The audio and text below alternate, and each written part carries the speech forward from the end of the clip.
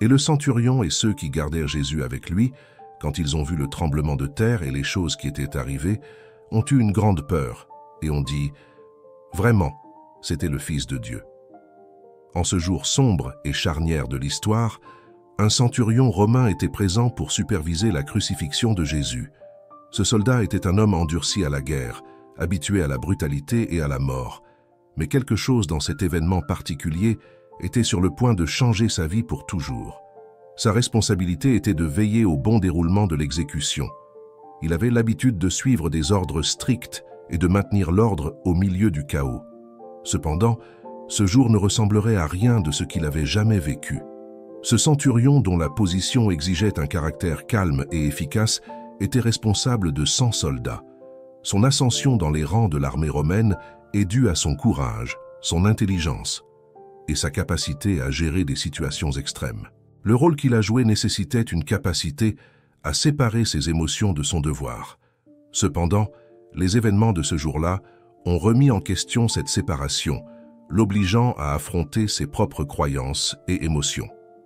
Interprétation basée sur les caractéristiques communes des centurions romains.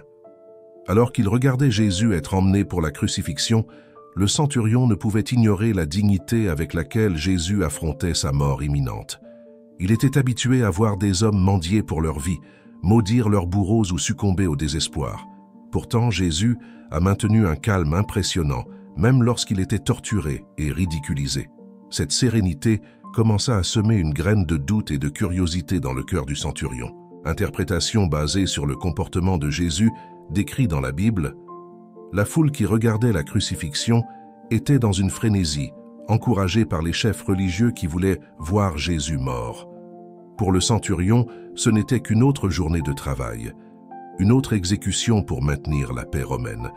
Mais au fur et à mesure que les événements se déroulaient, il a commencé à réaliser qu'il y avait quelque chose d'unique dans cette exécution, quelque chose qui défiait sa compréhension et commençait à remuer son âme. Interprétation des pensées et des sentiments possibles du centurion. Il était de sa responsabilité de veiller à ce que l'exécution se déroule sans heurts. Il commandait une centaine de soldats, un homme qui a gravi les échelons grâce à son courage et à son intelligence. Cependant, cette journée ne ressemblerait à aucune autre. La tâche de superviser les crucifixions était pour lui une routine sinistre, mais nécessaire pour maintenir l'ordre et l'autorité dans l'Empire romain. La crucifixion de Jésus, cependant, a commencé à se démarquer de toutes les autres dont il avait été témoin. Jésus fut emmené au prétoire, où les soldats se rassemblèrent autour de lui, se moquant de lui et lui infligeant des douleurs indicibles.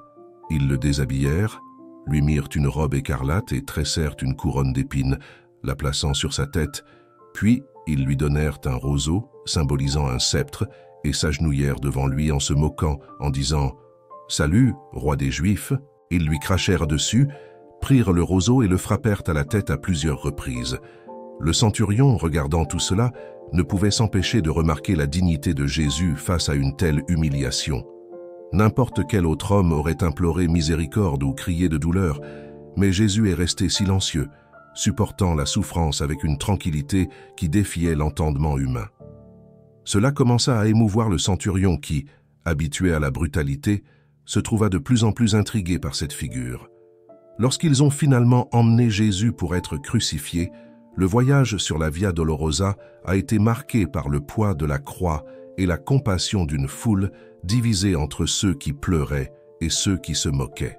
Les femmes de Jérusalem pleurèrent pour lui, et lui, au milieu de ses propres souffrances, s'arrêta pour les consoler, leur disant de pleurer pour elles-mêmes et pour leurs enfants.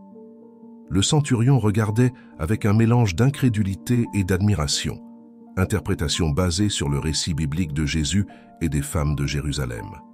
Bien qu'il ait été habitué aux exécutions, la crucifixion de Jésus n'était pas courante. Il en avait déjà exécuté beaucoup, mais la tranquillité et la dignité de Jésus face à la torture ont réveillé quelque chose en lui. L'exécution a eu lieu sur le Golgotha, le site du crâne, un site redouté, connu pour son association avec une mort cruelle.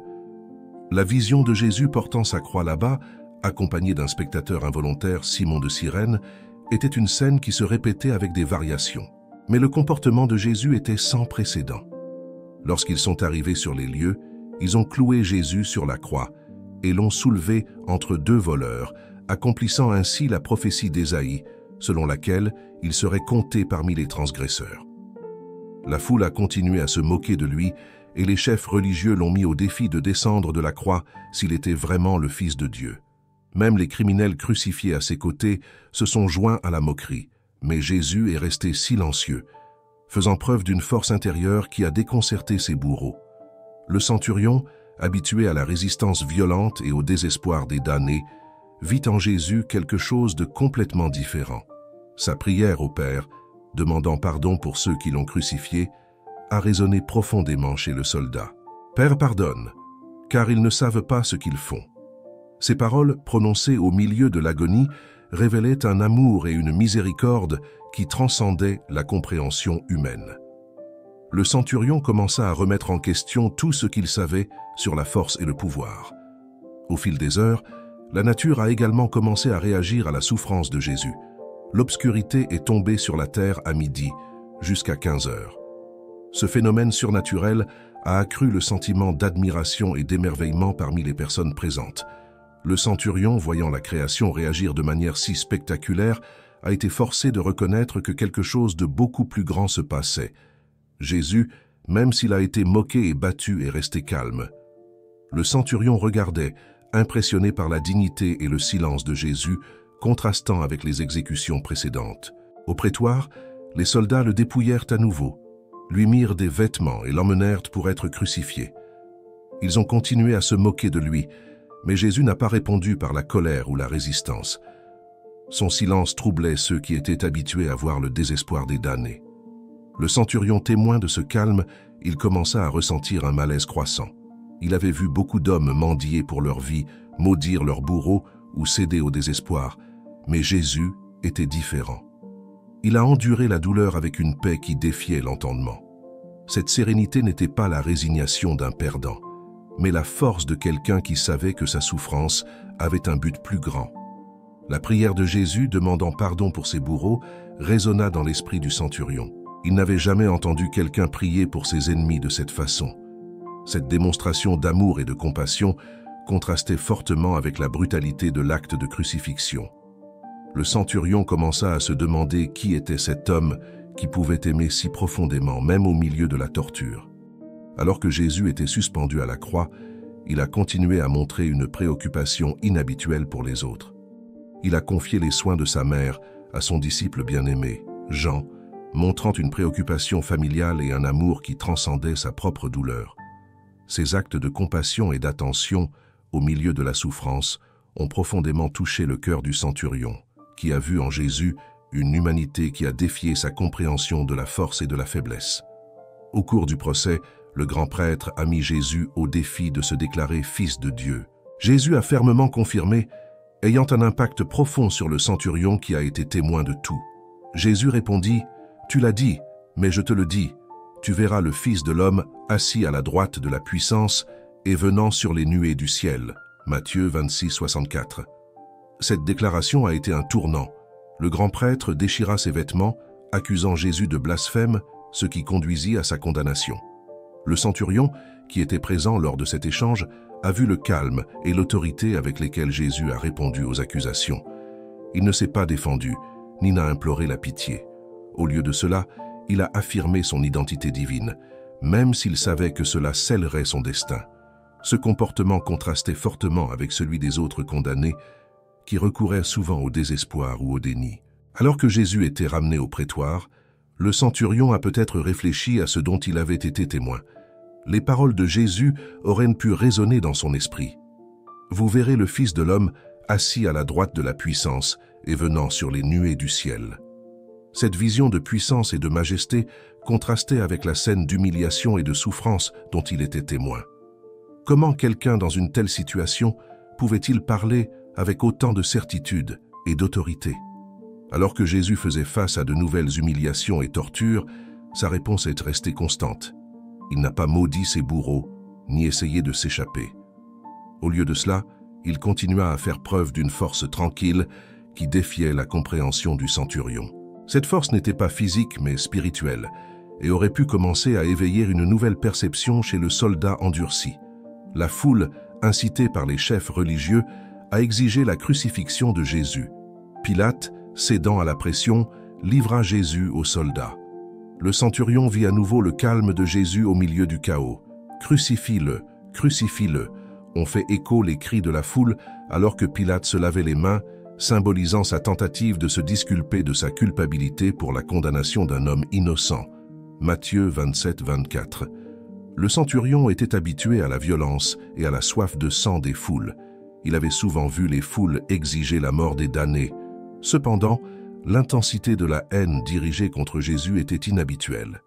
Il savait que les chefs religieux étaient derrière cela, manipulant la foule pour assurer l'exécution de Jésus. Cette manipulation n'était pas nouvelle, mais la cible de sa haine était ce qui troublait le centurion. Alors que Jésus portait sa croix dans les rues étroites de Jérusalem, tombant sous le poids, le centurion fut contraint d'intervenir, ordonnant à Simon de Cyrène de l'aider à porter la croix. Ce simple acte de compassion, commandé par le centurion, montrait que même dans son rôle de bourreau, il n'était pas insensible à la souffrance humaine. Il voyait en Jésus un homme qui ne méritait pas ce sort. Au fur et à mesure que la procession progressait, la foule continuait à se moquer de Jésus et à l'insulter. Cependant, Jésus n'a pas rendu la haine. Il est resté silencieux, supportant tout cela avec une dignité qui défiait les attentes. Ce comportement contrastait avec la réaction typique des autres condamnés, qui répondaient souvent à la violence par la violence ou le désespoir. Lorsque Jésus a été cloué sur la croix, il n'a pas exprimé de haine ou de colère. Au contraire, il a demandé au Père de pardonner à ceux qui l'ont crucifié, y compris le centurion lui-même. « Père, pardonne-leur, car ils ne savent pas ce qu'ils font. » Luc 23, 34. Ces mots prononcés au milieu de l'agonie révélaient une profondeur d'amour et de compassion qui désarmait le centurion. Le centurion, habitué à entendre des cris de douleur et de malédiction, a peut-être été surpris par cette prière. Jamais auparavant il n'avait vu un homme, surtout un homme exécuté d'une manière aussi cruelle, demander pardon pour ses bourreaux. Cette démonstration de miséricorde a peut-être commencé à briser la dureté de son cœur, semant en lui une graine de doute sur tout ce qu'il avait su et cru. Alors que Jésus était suspendu à la croix, il a continué à montrer une préoccupation inhabituelle pour les autres. Il a confié les soins de sa mère à son disciple bien-aimé, Jean, montrant une préoccupation familiale et un amour qui transcendait sa propre douleur. Ces actes de compassion et d'attention au milieu de la souffrance auraient pu toucher profondément le cœur du centurion qui voyait en Jésus une humanité qui défiait sa compréhension de la force et de la faiblesse. Alors que la crucifixion se poursuivait, le centurion observait les réactions de la foule et des autres soldats. Certains se sont moqués de Jésus en disant « Si tu es le Fils de Dieu, descends de la croix » Matthieu 27, 40. D'autres, cependant, auraient pu commencer à se demander s'ils avaient vraiment commis une terrible erreur en condamnant un homme juste. Le centurion, voyant ces réactions divisées, a peut-être ressenti une conviction croissante qu'il était témoin de quelque chose de divin. Les soldats, y compris le centurion, tirèrent au sort pour les vêtements de Jésus. Même alors, Jésus se souciait du pardon de ses bourreaux. Et quand ils l'ont crucifié, ils ont partagé ses vêtements, en tirant au sort pour eux, pour voir ce que chacun prendrait. Marc 15, 24. Cet acte de division des vêtements était courant dans les crucifixions romaines, où les bourreaux avaient droit aux biens des condamnés. Le centurion, observant ce rituel, a vu un contraste choquant. Alors que ses compagnons d'armes étaient plus préoccupés par les biens matériels de Jésus, il ne pouvait ignorer la profondeur spirituelle de ce qui se passait. Les paroles de Jésus demandant pardon résonnaient encore dans son esprit, le confrontant à une réalité qu'il n'avait jamais envisagée. Les évangiles rapportent que les vêtements de Jésus étaient divisés en 4 parties, une pour chaque soldat, mais sa tunique, qui était sans couture, était tirée pour décider qui la prendrait. Jean 19, 23, 24. Ce détail apparemment insignifiant accomplissait une prophétie de l'Ancien Testament. Ils se partagèrent mes vêtements et tirèrent au sort ma tunique. Psaume 22, 18. Le centurion, bien qu'il ne connaisse peut-être pas cette prophétie, commençait peut-être à se rendre compte que tout ce qui s'y passait avait une signification plus profonde. Alors que les soldats tiraient au sort, Jésus continuait à souffrir en silence, faisant preuve d'une résilience et d'une sérénité qui défiaient l'entendement humain. Pour le centurion, chaque instant pouvait renforcer sa conviction que ce n'était pas un homme ordinaire. Il aurait pu commencer à réfléchir aux histoires et aux miracles qu'il avait entendus sur Jésus et comment quelqu'un avec une telle puissance et une telle compassion pouvait être mis à mort. Soudain, la terre trembla et une obscurité surnaturelle couvrit le ciel. Ces signes cosmiques ont ébranlé jusqu'au cœur le centurion, qui n'avait jamais rien vu de tel. De la 6e à la 9e heure, il y eut des ténèbres sur toute la terre. Matthieu 27, 45.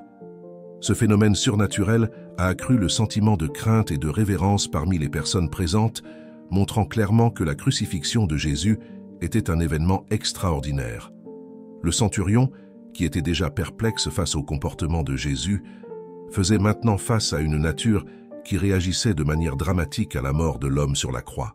L'obscurité à midi et le tremblement de terre qui a suivi étaient des signes indubitables que quelque chose au-delà de l'entendement humain se produisait. Ces événements physiques reflétaient l'ampleur spirituelle de ce qui se passait. L'obscurité qui a duré 3 heures ne pouvait pas être expliquée par une éclipse solaire, car la Pâque juive se produisait pendant la pleine lune. Par conséquent, cet événement surnaturel a été clairement perçu comme un signe divin. Le centurion, voyant la création réagir de manière si spectaculaire, a été forcé de reconnaître qu'il était confronté à un moment unique de l'histoire. La terre trembla et les rochers se fendirent, montrant que la nature pleurait la mort du Fils de Dieu. À ce moment-là, le centurion et ses hommes étaient remplis de peur. Ils étaient habitués à faire face au danger et à la mort, mais cette expérience était différente. Ils n'assistaient pas seulement à une exécution, ils assistaient à une manifestation de la puissance divine. Et Jésus cria de nouveau d'une voix forte et rendit l'esprit. Et voici, le voile du temple se déchirait en deux de haut en bas. La terre trembla et les pierres se fendirent. Matthieu 27, 50, 51. Ces événements ont renforcé la conviction du centurion que Jésus était en fait le Fils de Dieu. La nature, plus sensible que les cœurs humains, a réagi à la mort de Jésus. Des rochers se brisèrent et la terre trembla, signalant l'importance de ce moment. Le voile du temple qui séparait le Saint des Saints était déchiré, symbolisant la nouvelle alliance entre Dieu et l'humanité à travers le sacrifice de Jésus. Le centurion, voyant ces signes, commença à comprendre que la mort de Jésus n'était pas seulement une exécution, mais un événement cosmique d'une grande signification spirituelle. Les ténèbres et le tremblement de terre étaient des manifestations physiques du deuil de la création pour la mort de son Créateur.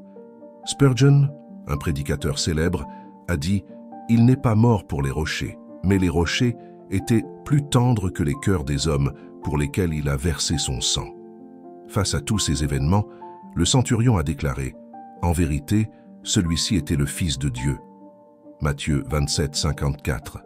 Cette confession était une reconnaissance puissante et sincère de l'innocence et de la divinité de Jésus. Le centurion, un homme habitué à la brutalité de la guerre et de la mort, a été profondément touché par ce qu'il a vu et entendu ce jour-là. Sa déclaration témoignait de l'impact que la mort de Jésus a eu sur lui. La conviction du centurion ne provenait pas seulement de signes extérieurs, tels que l'obscurité et le tremblement de terre, c'était aussi le résultat de son observation attentive du comportement de Jésus tout au long du processus de torture et de crucifixion. Il a vu la dignité, la compassion et l'amour de Jésus, même au milieu de l'agonie. Cela contrastait fortement avec la brutalité et la cruauté qu'il avait l'habitude de voir dans d'autres exécutions. La proclamation du centurion était un acte de courage et de foi. Il était entouré de soldats et de chefs religieux qui avaient condamné Jésus à mort, mais il déclara néanmoins sa croyance en la divinité de Jésus. Cette confession a été une étape importante dans la vie du centurion, un moment de transformation qui l'a amené à reconnaître la vérité sur qui était Jésus. Cette déclaration était également un témoignage pour ceux qui étaient présents. La confession d'un soldat romain endurci au combat a donné du crédit à la divinité de Jésus. La mort de Jésus a commencé à avoir un impact immédiat, touchant le cœur d'un homme qui était là pour superviser son exécution. Le centurion, qui a commencé la journée en tant que bourreau, a fini en tant que croyant. Au fil des heures, le centurion a peut-être réfléchi aux événements. Il aurait pu réfléchir à la signification des paroles de Jésus et à l'impact des événements dont il a été témoin. La prière de Jésus pour le pardon de ses bourreaux, les signes surnaturels et la sérénité de Jésus face à la mort auraient pu continuer à résonner dans son esprit. Chaque instant de cette journée aurait pu renforcer la conviction qu'il avait été témoin de quelque chose d'extraordinaire. Interprétation des réflexions possibles du centurion. L'esprit du centurion pouvait être rempli de questions. Qui était cet homme qui l'a aidé à crucifier? Comment quelqu'un pouvait-il endurer une telle douleur et une telle humiliation avec une telle dignité? Pourquoi la nature a-t-elle réagi de manière si dramatique à sa mort? Ces questions auraient pu commencer à consumer ses pensées, l'incitant à chercher des réponses. Les paroles de Jésus au grand prêtre, déclarant qu'il verrait le Fils de l'homme assis à la droite de la puissance et venant sur les nuées du ciel, pourraient résonner dans l'esprit du centurion. Il aurait pu commencer à réaliser que la crucifixion n'était pas la fin, mais le début de quelque chose de beaucoup plus grand. Le centurion, qui avait l'habitude de faire face à la mort, aurait pu commencer à entrevoir la promesse de la vie éternelle à travers Jésus. En réfléchissant, le centurion pouvait aussi penser à la responsabilité qu'il portait. Il avait supervisé l'exécution d'un homme juste, un homme qu'il croyait maintenant être le Fils de Dieu. Ce poids de responsabilité aurait pu commencer à transformer votre vision de vous-même et du monde qui vous entoure. Il n'était plus seulement un soldat romain. Il était maintenant quelqu'un qui avait été touché par la vérité divine. Quelque chose à l'intérieur du centurion avait peut-être commencé à changer. Lui, un soldat endurci par la guerre et la mort, aurait pu sentir son cœur touché par le message d'amour et de pardon de Jésus. La brutalité dont il avait été témoin et à laquelle il avait participé tout au long de sa carrière semblait maintenant vide et dénuée de sens face à la compassion et à la miséricorde dont Jésus a fait preuve sur la croix. Le centurion aurait pu commencer à sentir une nouvelle conscience spirituelle s'éveiller en lui. Il avait vu beaucoup d'hommes mourir, mais la mort de Jésus était différente. Il y avait une sainteté et une paix dans la façon dont Jésus a affronté son exécution qu'il était impossible d'ignorer. Cette expérience aurait pu commencer à briser la dureté de son cœur, l'amenant à reconsidérer ses croyances et ses valeurs. La transformation intérieure du centurion n'a pas été immédiate, mais progressive. En réfléchissant aux événements de ce jour-là, il a peut-être commencé à ressentir un besoin croissant de chercher la vérité. Il aurait pu commencer à s'interroger sur le sens de la vie et de la mort et sur le but de sa propre existence. Cette quête spirituelle aurait pu le conduire dans un voyage de découverte et de connaissance de soi. Le centurion, qui était autrefois connu pour son efficacité et son sang-froid, aurait pu commencer à montrer des signes de compassion et d'humilité. Il aurait pu traiter ses subordonnés et ses prisonniers plus humainement, reflétant l'influence de Jésus dans sa vie. La transformation intérieure du centurion aurait pu témoigner du pouvoir de la croix pour changer les cœurs et les esprits, le conduisant à une nouvelle compréhension de l'amour et de la justice. L'impact de cette journée ne s'est pas limité au centurion. D'autres soldats et passants ont également été profondément affectés par ce qu'ils ont vu et entendu. La crucifixion de Jésus a laissé une marque indélébile sur toutes les personnes présentes, amenant beaucoup à remettre en question leurs croyances et à chercher la vérité. La mort de Jésus a commencé à semer des graines de foi qui germeraient dans les semaines et les mois à venir. Parmi les personnes présentes se trouvaient les femmes qui accompagnaient Jésus de Galilée, dont Marie-Madeleine, Marie, la mère de Jacques et Joseph, et la mère de Zébédée. Ils regardèrent de loin, mais leur amour et leur dévotion à Jésus étaient indéniables. Ces femmes seraient les premières à être témoins de la résurrection de Jésus, et leur témoignage serait crucial pour répandre la bonne nouvelle. La crucifixion a également eu un impact significatif sur Joseph d'Arimathie et Nicodème, tous deux membres du Sanhédrin qui croyaient secrètement en Jésus. Ils ont risqué leur réputation et peut-être leur vie pour demander à Pilate le corps de Jésus et l'enterrer dignement. Cet acte de courage et de foi a démontré que la mort de Jésus commençait à transformer les cœurs, même parmi les chefs religieux. Le centurion, qui a commencé la journée comme un bourreau, a fini par être un croyant. Sa déclaration de foi a été un jalon dans l'histoire du salut, montrant que même les plus endurcis peuvent être touchés par la grâce divine. La transformation du centurion a servi de puissant témoignage de la puissance rédemptrice de la croix, inspirant les autres à rechercher la vérité et à embrasser la foi en Jésus. Marie-Madeleine, une fervente disciple de Jésus, était présente. Son témoignage sur la résurrection de Jésus a ajouté plus de crédibilité aux expériences du centurion. Elle a été la première à voir Jésus ressuscité, et son histoire a inspiré beaucoup de gens à croire en la puissance de la résurrection. Marie-Madeleine alla annoncer aux disciples « J'ai vu le Seigneur » et leur raconta ce qu'il lui avait dit, Jean 20, 18. Marie-Madeleine était une femme qui avait été délivrée de 7 démons par Jésus. Sa gratitude et son amour pour lui étaient profonds, et elle l'a suivi fidèlement, soutenant son ministère. Lorsque Jésus a été crucifié, elle s'est tenue au pied de la croix, témoin de sa souffrance et de sa mort.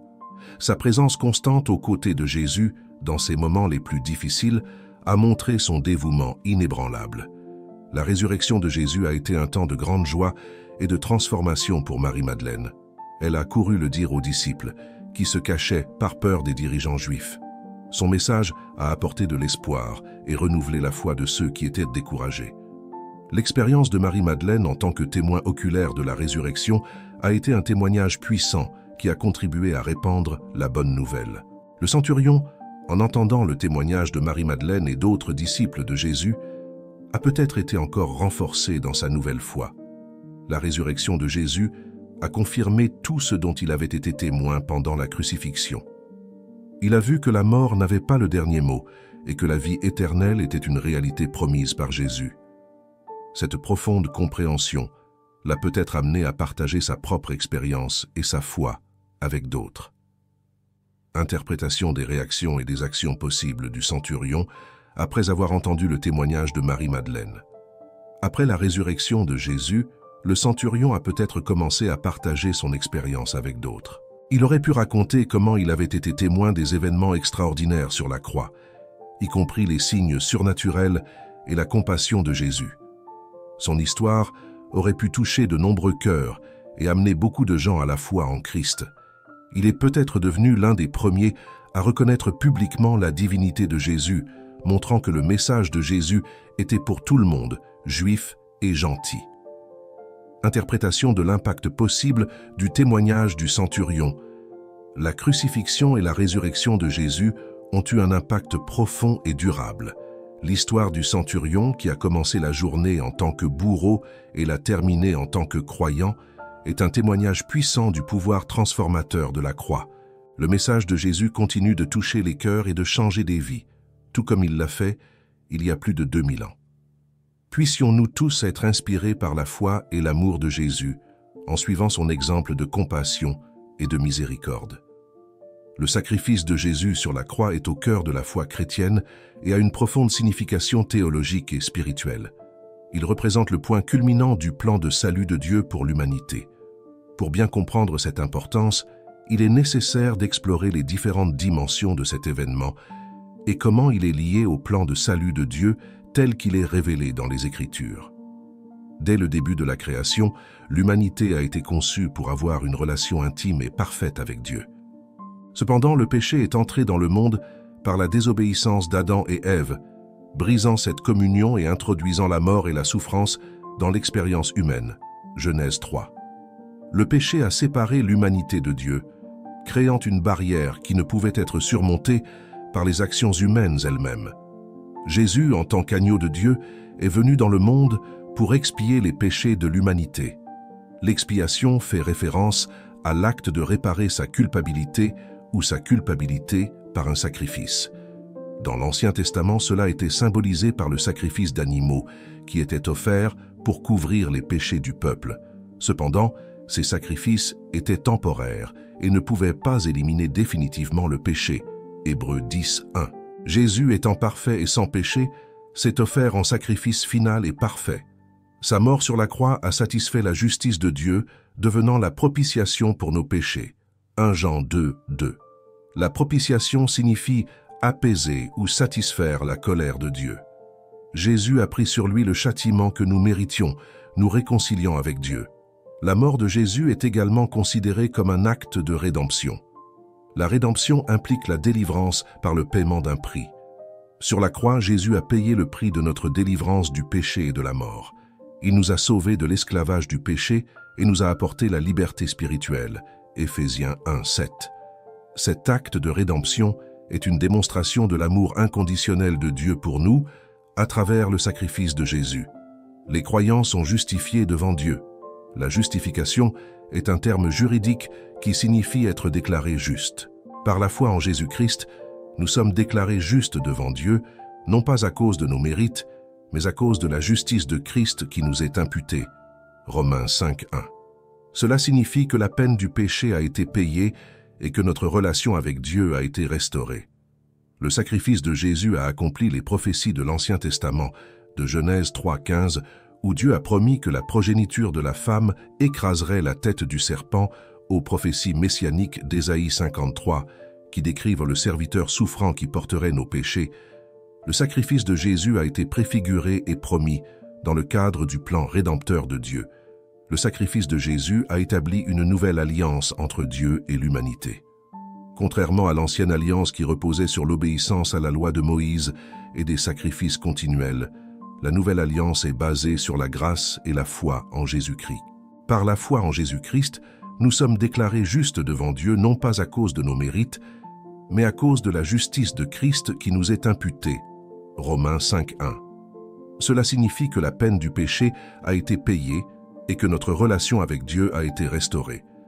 Le sacrifice de Jésus a accompli les prophéties de l'Ancien Testament de Genèse 3:15, où Dieu a promis que la progéniture de la femme écraserait la tête du serpent, aux prophéties messianiques d'Ésaïe 53, qui décrivent le serviteur souffrant qui porterait nos péchés.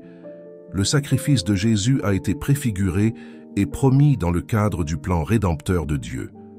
Le sacrifice de Jésus a établi une nouvelle alliance entre Dieu et l'humanité. Contrairement à l'ancienne alliance qui reposait sur l'obéissance à la loi de Moïse et des sacrifices continuels, la nouvelle alliance est basée sur la grâce et la foi en Jésus-Christ. La justification et la réconciliation et offre la promesse de la vie éternelle. Cet événement charnière du christianisme révèle le cœur de Dieu et son plan de salut pour toute l'humanité, invitant chacun à se réconcilier avec Dieu par la foi en Jésus-Christ et à faire l'expérience de la transformation qui vient de la grâce rédemptrice de Dieu.